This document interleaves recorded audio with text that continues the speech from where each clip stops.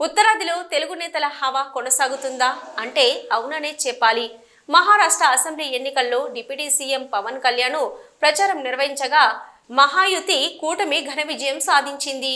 తాజా రాజకీయ పరిణామాల్లో ఢిల్లీలో సీఎం చంద్రబాబు బీజేపీ తరపున ప్రచారం చేశారు.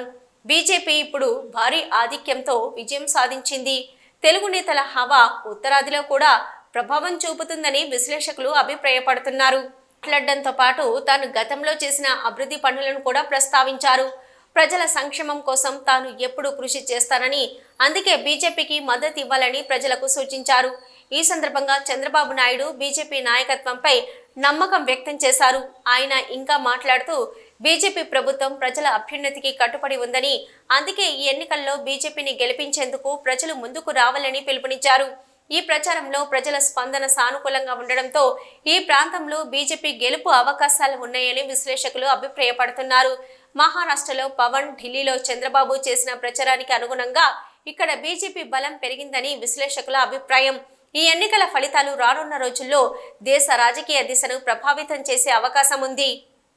ఢిల్లీకి వస్తే మాత్రం చాలా బాధ కలుగుతుంది నాకు. ఇప్పుడే ఢిల్లీకి వస్తామంటే చూశాను. ఎప్పుడో 95లో పాడుపడిపోయిన హైదరాబాద్ మారిగా ఢిల్లీ తయారైంది.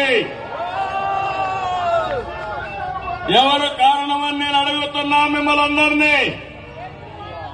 10 ఏళ్ళు ఎవరు పరిపాలించారు ఈ ఢిల్లీని? అదే గాని డబల్ ఇంజిన్ సర్కార్ గాని వచ్చుంటే ఢిల్లీ కూడా వాషింగ్